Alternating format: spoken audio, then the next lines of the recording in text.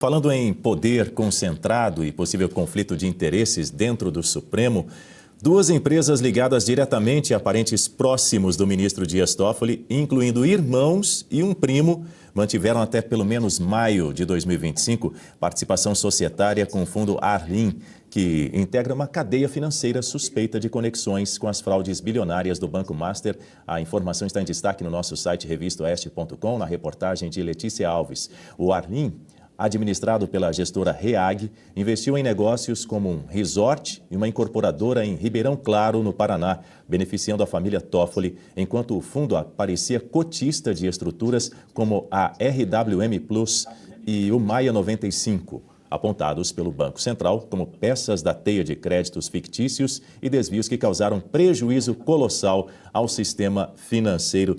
Berenice Leite, o mais grave dessa história toda é esse silêncio que fica, esse silêncio ensurdecedor, aparente, blindagem, não é? Afinal de contas, Toffoli, que assumiu a relatoria do inquérito sobre as fraudes do Banco Master em dezembro de 2025, fez o quê? Impôs sigilo total ao processo, não respondeu se tem conhecimento dessas conexões ou se há impedimento ético para continuar no caso.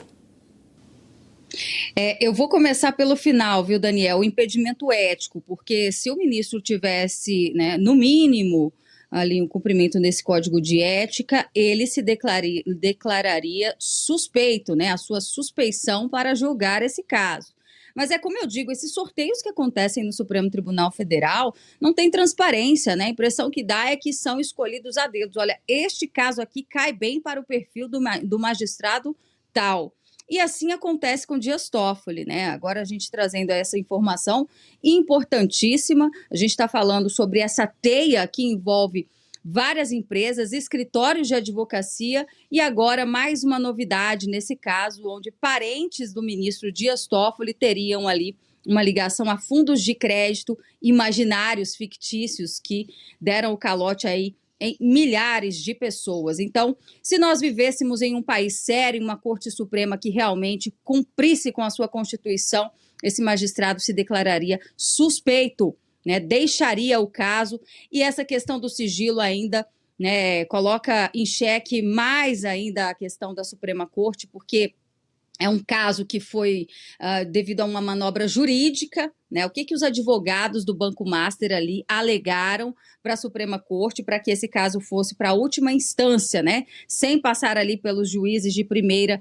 instância, STJ e tudo mais. Eles alegaram que um parlamentar, né, teria ali um contrato e por causa desse único parlamentar dentro que teria um contrato com o Banco Master, e vocês sabem que parlamentares têm o foro privilegiado, eles colocaram todo o processo, né, para ser julgado dentro da Suprema Corte, e o resto da história vocês já conhecem. Dias Toffoli na relatoria, depois ele viaja com um dos advogados do Banco Master, segundo eles só falaram sobre futebol, né, foram assistir ali o jogo, a final entre Palmeiras e Flamengo, viajaram juntos na mesma aeronave, um jatinho.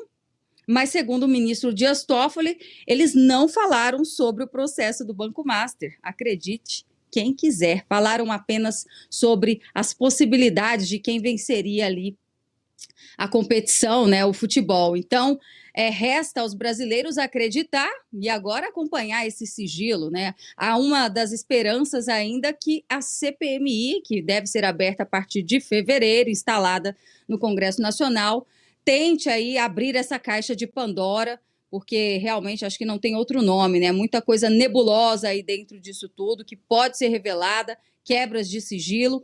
E, claro, o papel da imprensa nesse momento é importantíssimo para evidenciar tudo que está acontecendo, né? Todas essas ilegalidades. Daniel. Pois é, Guta Pini. Agora, os parentes de Dias Toffoli, a REAG, o próprio banco, também se recusaram a se manifestar a respeito disso, reforçando a percepção de que o judiciário brasileiro está operando ali sob algumas regras, vamos dizer, no mínimo diferentes para os poderosos. Não, tem um detalhe que chama muita atenção, é que com apenas 20 dias de existência, esse fundo Brain Cash, que é administrado pela gestora de recursos REAG, recebeu 450 milhões de reais a partir de um empréstimo do Banco Master e multiplicou em cerca de 30 mil vezes o seu patrimônio. Essa transação foi a única registrada no balanço do fundo, que tinha apenas um investidor, que era uma empresa dirigida por uma ex-funcionária da REAG. Essa questão do Banco Master, e que agora vem à tona também, empresas relacionadas à família do ministro, funcionava dessa maneira. São fundos de investimento que eram operados, então geridos por essa REAG, e aí esses fundos recebiam esses valores, esses investimentos, para dar ares que o banco tinha liquidez, que ele poderia arcar com esses CDBs elevados, com altos riscos que eles colocavam, com um grande prêmio de retorno. Isso já incomodava muita gente no mercado, porque era realmente algo muito acima do que os investidores viam. Isso, então, já levanta também aquelas suspeitas. Será que isso não passou por mais gente do que nós já estamos vendo aí? Porque é bem complicado que esses papéis tenham circulado por tanto tempo no mercado financeiro sem que tivesse o aval de peças-chave nisso tudo. E agora, essas empresas relacionadas à família do ministro, que também investiam nesses fundos que eram geridos pela REAG, que agora estão aí na mira dessas investigações. O fato é que isso precisa ser olhado, precisa ser investigado, mas a mulher de César não basta ser honesta, ela precisa parecer honesta. E a mesma coisa cabe aos ministros do Supremo. Nesse caso, envolvendo tantas incoerências, tantas incongruências, tantas suspeitas pairam sobre esse caso, e esse caso que a Berenice trouxe da viagem do ministro com um dos advogados desse caso, e agora essa questão dos familiares, por que o ministro não abre mão dessas investigações para que não comprometa a lisura, a própria opinião pública? Então, abra mão desse processo, dessas investigações, faça-se um novo sorteio e assim as investigações podem seguir sem tanta desconfiança. Mas, se eles não quiserem esconder nem essa viagem do Toffoli com o advogado, agora essa questão da família também não acho que vai ter alguma relevância, infelizmente, Dani. E ainda sobre esse caso do Banco Master, o presidente do Tribunal de Contas da União, Bruno Dantas, vai se reunir com Gabriel Galípolo para tratar da inspeção em andamento no Banco Central que envolve operações relacionadas ao banco. O encontro ocorre em meio a questionamentos sobre a atuação do BC na fiscalização de instituições financeiras e levanta dúvidas sobre a efetividade dos mecanismos de controle. A inspeção busca apurar possíveis falhas, omissões ou irregularidades na supervisão do Banco Master, que tem sido alvo de controvérsias recentes.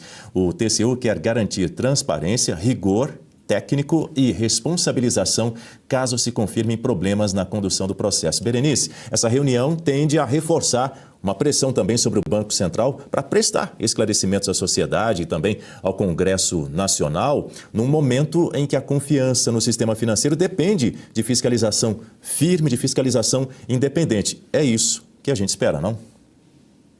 É isso, e o Banco Central tem essa autonomia graças à gestão do ex-presidente Jair Bolsonaro.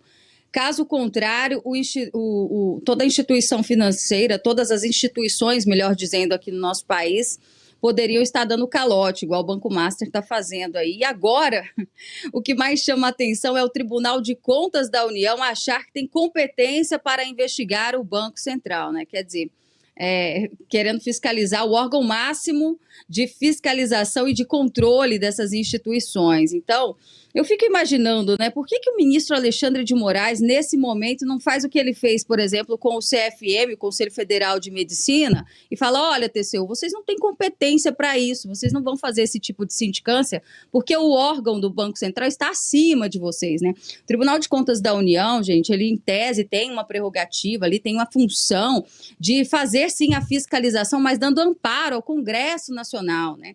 Então, uma coisa é quando o Congresso Nacional, por exemplo, dentro de uma CPMI, pede informações junto ao Tribunal de Contas da União, fiscalizando o Poder Executivo, mas esse negócio de investigar o Banco Central é inédito, né? O que mais chama atenção é que vai de encontro com o que a denúncia da semana passada, né, sobre uma tentativa aí de manipular o consciente coletivo, os influencers estavam justamente prevendo lá em 28 de dezembro que o Tribunal de Contas deveria fiscalizar o Banco Central, né? Tudo muito estranho, para não dizer, né, outras palavras ainda que cabem dentro dessa história.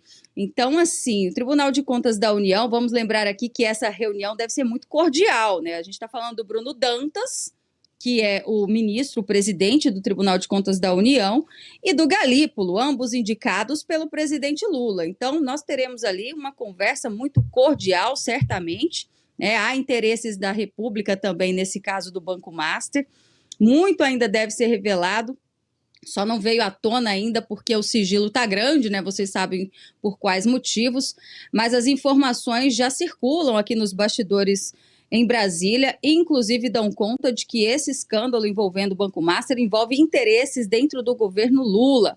Então, aí você já pode esperar, né, que tipo de conversa nós teremos entre Gabriel Galípolo, do Banco Central, que vem agindo de uma forma muito neutra, né? Parece que ele está pisando em ovos, e com toda a razão. E o Bruno Dantas, que, como eu disse, indicado de Lula, né, todos os inclusive processos do Congresso Nacional, que aí sim é competência do Tribunal de Contas da União, que a oposição protocola, e o Bruno Dantas analisa, ele sempre arquiva os processos da oposição, então não dá para esperar muita coisa que venha aí na gestão de Bruno Dantas, viu, Daniel?